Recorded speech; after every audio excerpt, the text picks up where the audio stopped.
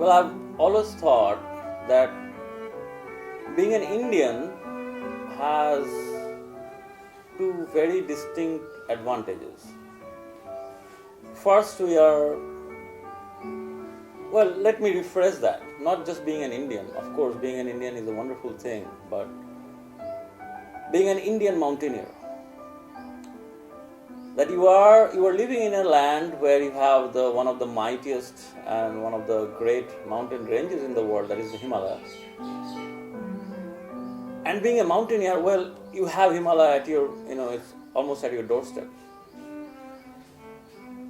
And so when I started going to the mountains, I remember when I first stood on top of a summit. It was a very small one.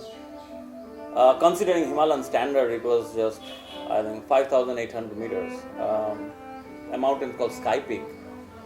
Well, for that matter, if you stand on any summit in the Himalayan range, whether you are in the Western Himalayas or in the East, one thing strikes you. That is the vastness of it.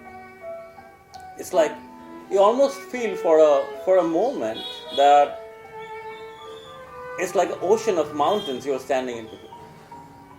And from there comes inspiration. So for me, it has always been a journey between inspirations, from one inspiration to the other. And my highest inspiration has been one particular person, is H.W. Tilman, or Bill Tilman as we know it more popularly. I somehow, got fascinated by this gentleman who climbed, explored, and it was never limited. It was never limited to climbing, and in later life he took to sailing and went, explored many new routes across the seas of the world. So there you saw how a mountaineer can evolve to become an adventurer as a whole, and thereby remain an inspiration to many. I mention Tilman here because Tilman has a particular importance in my story. My obsession or fascination with Tilman went so far that in 2011, when I was exploring around Nanda Devi sanctuary, as you will know that Shipton and Tilman were the two guys who explored the Rishi Gorge for the very first time in 1934.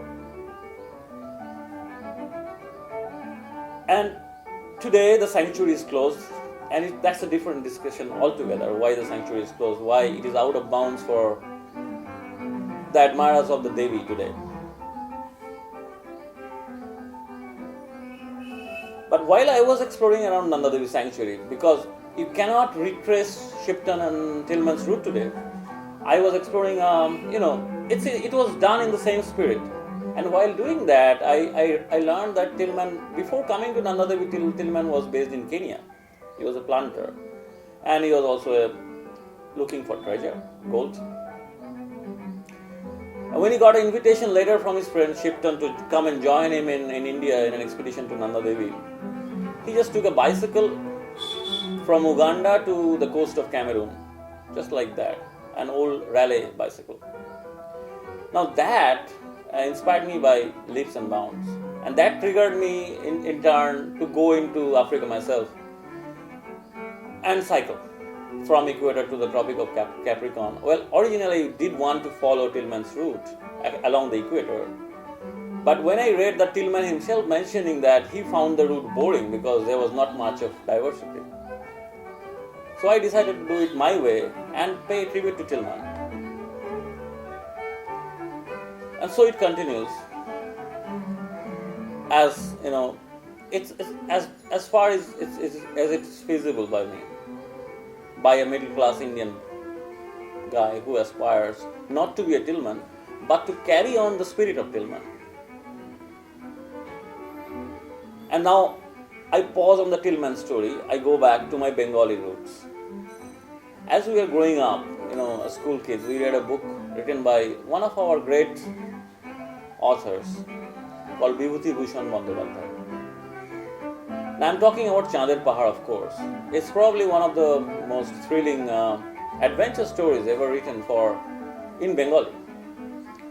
Now here we have Bengali village boy going into Africa at the setting of 1909. Mind that, more than 100 years ago, Africa. Just about the time before the First World War was breaking out in Europe and Africa, they were pulling in Africa in it, and followed by the scramble for Africa.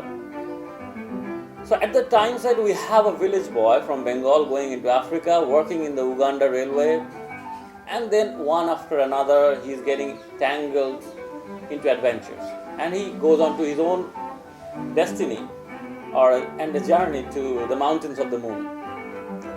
So now we have a word mountains of the moon here, and then I said Tilman, who I admire almost as my guru. Now Tilman and Shipton in 1932 they climbed in a mountain range called the Ruwenzori, which is also known as the Mountains of the Moon, which is located in almost Central Africa, you can say, in the border of Democratic Republic of Congo and Uganda today. And through that I started studying, it was a parallel study, like Bibhutibhushan's novel, an imaginary world of adventure, and then you have a real life Shankar. The protagonist of Bibhutibhushan's novel was called Shankar. And then you have the real life Shankar, but who was not a Bengali guy. But does that matter? Because the spirit is universal. Whether you are a Bengali or a British, it doesn't matter. As long as you are striking the right chord, I think it is a music. So, I am on another inspired journey, you can say, another tribute journey. A journey that is essentially a tribute to Bibhutibhushan, who could pen such a novel in 1937 Bengal, and to my hero, Tilman, who was climbing in 1932 in the same mountains of the moon. Now there is nothing heroic or path-breaking in climbing in the Ruwenzoris or in the mountains of the moon today, because it is now documented and people have climbed there. Not from India, not from Bengal, but people have climbed there. So it's nothing groundbreaking I'm going to do there. It's just a journey with humility, with a lot of curiosity, that what has changed over the years. Because Bibhutibhushan's novel had a lot of real elements in it, a lot of historical elements which were not all imaginary. Like the Uganda railway was very much real. Like the Richtersveld mountain range where Bibhutibhushan imagined his Chander Pahar, his mountain of the moon, is real. So a lot of questions, a lot of curiosity is driving me to take up this trip again. And so it begins.